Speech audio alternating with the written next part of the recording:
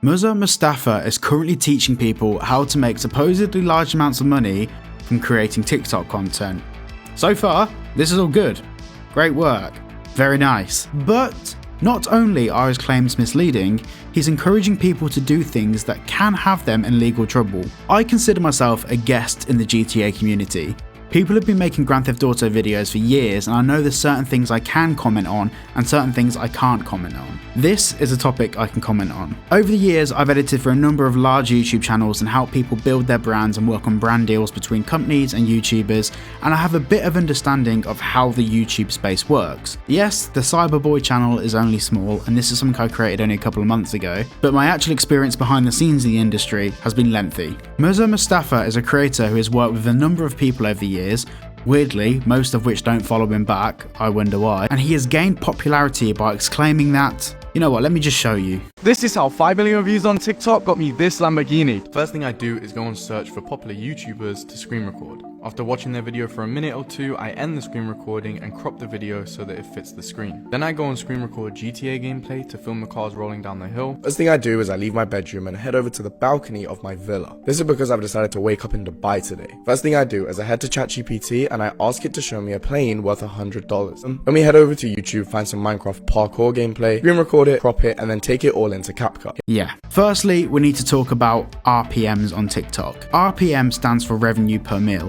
which is how much you earn per 1,000 views. I know it says mil, but mil doesn't mean a million, it means 1,000. On average, TikTok pays around 2 cents to 4 cents for every 1,000 views. Now this is drastically more for tech channels, beauty and finance accounts and all of that sort of stuff. But gaming and gameplay is one of the worst paying categories, not only just on TikTok, but on YouTube too. This sort of content is mostly watched by kids, and kids don't have a bank account or access to any money to pay for things that advertisers are advertising. So for example, I can keep viewers engaged for a 20-minute long video that has 4 ads on it and only make about $1.50 in profit per every 1,000 views that view it. So making claims that 5 million views on a 15-second to 1-minute video can buy you a Lamborghini is not only false, but completely misleading. And I think it's a fair assumption to make that this Lamborghini is probably rented, the same as this villa in Dubai. Next, we need to talk about the elephant in the room, which is the fact that he's stealing content and encouraging other people to do the same thing. When creating commentary videos, there are certain guidelines that you have to follow legally, and also just morally, like not to be a bad person. For example, when I create a video that uses clips of other people's content, I either 1. Reach out to them to ask permission, 2. Use their footage in accordance with their own terms and conditions that they've set out, or thirdly, I critique and comment on the video under the fair use policies of YouTube, of which these rules also apply under both UK and US laws regarding copyrighted content.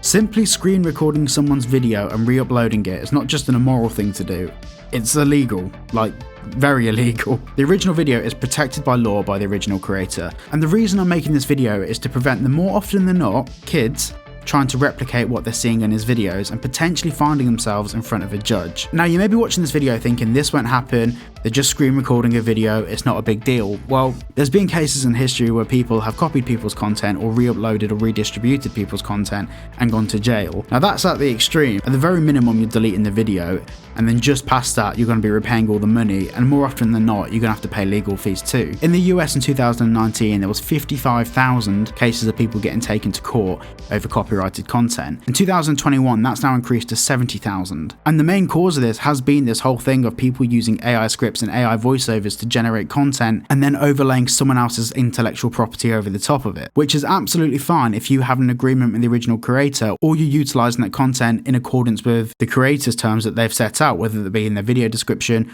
whether they've published a document on it. It's not a grey area, it's very clear and cut. Do you have permission, yes or no? This turns legal a lot. You'll see cases of people getting taken to court all of the time. For example, this sort of content is being clamped down on dramatically. So take a look at this interview that Carl Hill did in one of his recent videos. Behind the wall of misleading thumbnails and titles is a nearly bottomless pit of content theft and criminality. We'd have single viral videos being stolen upwards of 100,000 times by 100,000 different channels. These channels have been trying to hide under the guise of fair use with copyright. I started a business with a couple of partners called Viral DRM, and we're the digital right managers, and we just protect the copyright for other major creators out there, videographers, photographers, and we act on their behalf to come in and take content down file lawsuits when it's appropriate, and do everything we can to shut the piracy down. When you steal someone else's videos and re-upload them, you're not only liable to pay back the advertising revenue you made from that video, but you're also liable to pay for the damages that incurred to their brand, but secondly the legal fees of this process going legal in the first place. Now we need to talk about the spread of false information, because this is the bit that bothers me more than anything. And of course I've done videos about this before and I've covered this many times on the channel. Using ChatGPT to write your scripts for videos is dangerous, because farming out content with false information is one of the reasons that the GTA community is slowly becoming a cesspool of bad, misinformed content with the same lazy voiceover. If he made his own gameplay content or licensed the content the correct way and gave credit to the original creator, if he wasn't encouraging children to steal other people's content in the mindless ambition for more money, and if he wasn't getting AI to write the content and spread false information, I wouldn't have an issue. Crack on and get that bag. But it's a mindset that some of these people have of treating you, the audience, the people watching this video, as a money-making tool, farming your attention spans for monetary gain without any regard of whether the video they make is truthful or not, while stealing the intellectual property from other creators. And more to the point, trying to monetize the idea of teaching other people to do this is just completely unethical. That's what I have an issue with. So to conclude this video, if this guy is making $20,000 per month from stealing people's content, surely he can afford to hire someone to scale up this operation and within a couple of weeks make this a $10 million a year business, right?